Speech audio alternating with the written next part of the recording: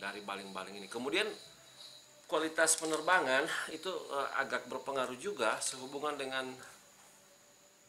ditambahkan pelindung. Hai, Adriani di sini. Selamat datang di channel pribadi saya dan kita mulai.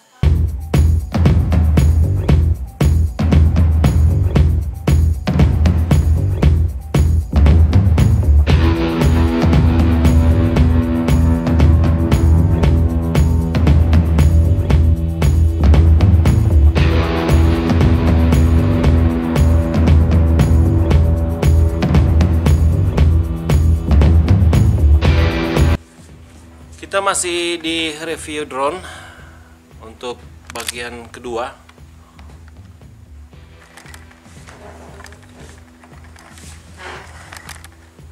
Dan ada banyak hal yang menarik dari drone itu.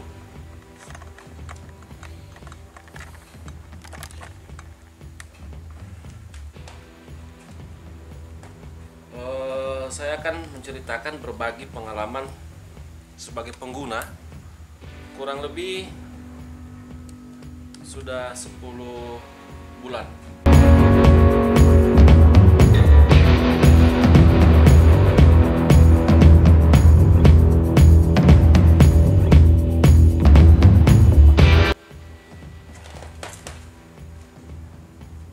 Memakai drone. Nah, sekarang kita akan bahas tentang ini. Ini filter lensa yang berfungsi untuk mengurangi cahaya. Nah, cahaya misalnya cahaya dari sinar matahari atau lampu, dia seperti ini. Ini untuk filter untuk ukuran 16. Ini bisa teman-teman lihat seperti ini. Jadi cahaya yang masuk sedikit dikurangi dengan ukuran filter untuk nomor 14. Ada 4 ukuran, 4, 8, 16, 32 seperti ini. Tapi sekarang yang 32 itu saya gunakan di drone karena pengambilan di waktu siang sekitar jam 2 itu agak intensitas mataharinya agak intensitas cahaya matahari agak tajam sekali. Kemudian masuk di jam-jam terutama itu jam 12, 1, jam 2, jam 3, setengah 4 itu sudah menurun sehingga perlu teman-teman ganti, sesuaikan dan lagi menggunakan nomor 32 untuk intensitas cahaya matahari ketika masuk di setengah 4 atau jam 3 itu sudah boleh disesuaikan filternya dengan ukuran 8 atau 16. Nah, kalau pagi sekitar jam-jam 10, 9 pagi, jam 10 pagi itu bisa menggunakan filter lensa ukuran 4 sini. Nah, kita akan diskusikan ini. Menariknya di sini, tapi sebelum itu saya cabut dulu.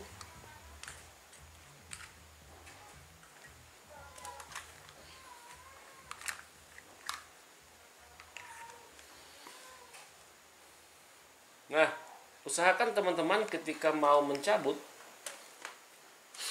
maka lensa ini harus dibersihkan dulu. Ini gunakan kuas. Ini dibersihkan supaya debu-debu bisa keluar. Dan teman-teman harus membersihkan luar dalamnya dari lensa.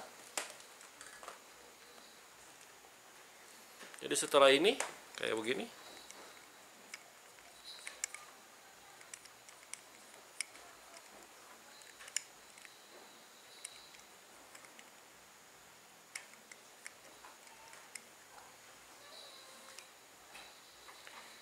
Teman-teman menggunakan bagian lain dari ini, kemudian dilap kayak gini. Nah, ini dalamnya juga harus dibersihkan.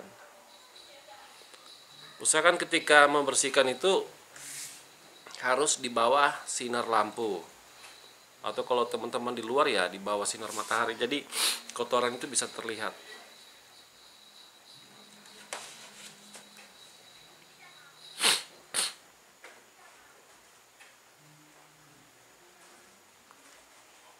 Nah, seperti apa modelnya? Dia seperti ini. Jadi agak gelap dibanding dengan yang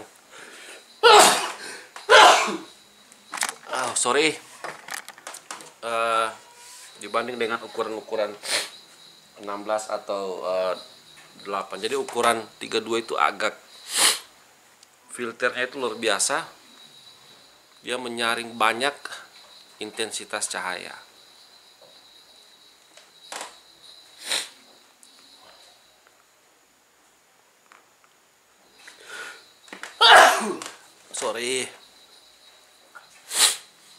Oke, ini bawaan, ini frame aja, ini frame untuk lensa di drone. Jadi ketika teman-teman cabut,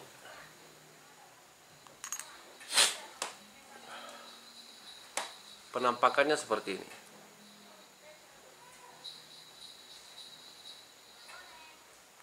Oke, sama juga. Jadi sebelum dipasang, teman-teman harus membersihkan dulu lensanya.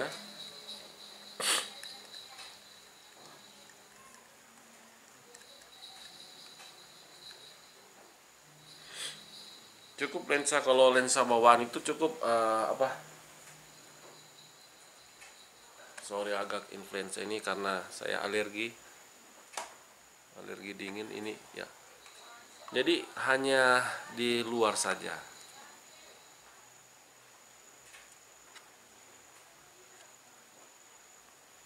Usahakan jangan terlalu keras ditekan, nanti akan merusak gimbal.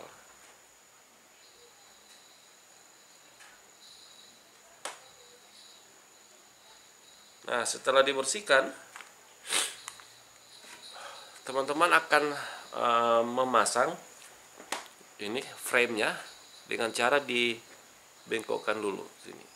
Oke, kemudian tahan bagian kamera di sini, tahan saja sedikit, jangan terlalu kuat. Kemudian di pojok ini, sudut-sudut ini ditahan dan diputar berlawanan. Satu menekan ke bawah, telunjuk, jari telunjuk menekan ke bawah dan ibu jari menekan ke atas. Ya, ini sudah terpasang seperti ini. Nanti kalau ada bunyi plak, nah, itu berarti sudah terpasang.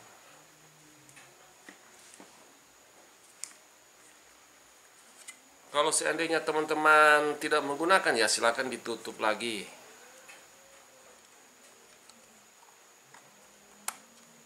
Jadi tetap terlindungi seperti ini.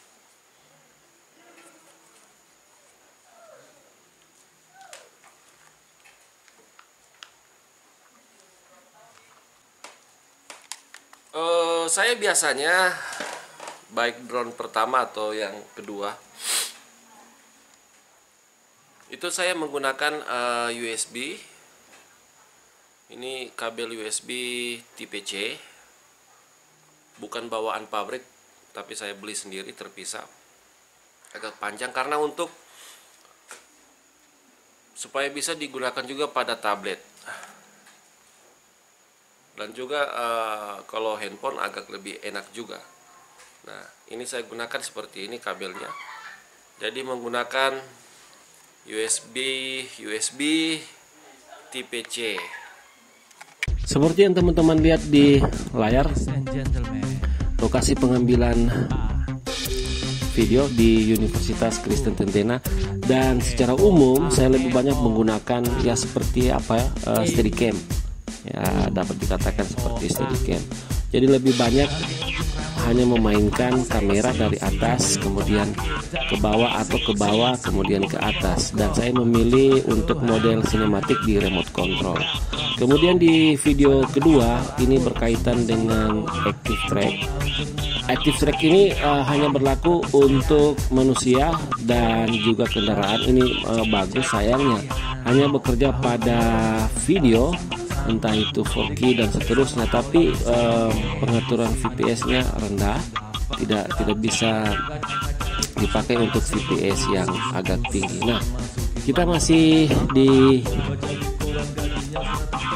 video berikut, ada kendaraan, dan ini model yang masih dengan active track, tapi sayangnya seandainya DJI itu bisa memperlengkapi drone-nya untuk bisa mengikuti hewan, jadi selain manusia, kendaraan dan hewan, ini pasti jauh lebih baik. Terutama kita bisa mengikuti misalnya burung ataupun rusa ataupun binatang-binatang lain, dan ini akan menambah eksotik dari setiap produk yang akan DJI keluarkan.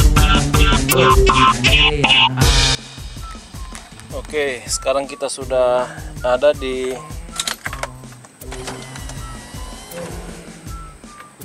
salah satu tempat untuk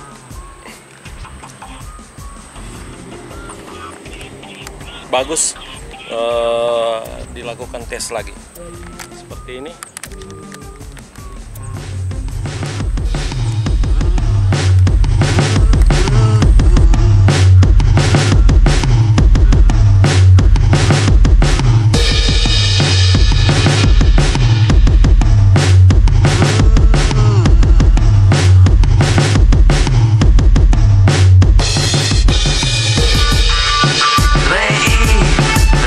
So I'm being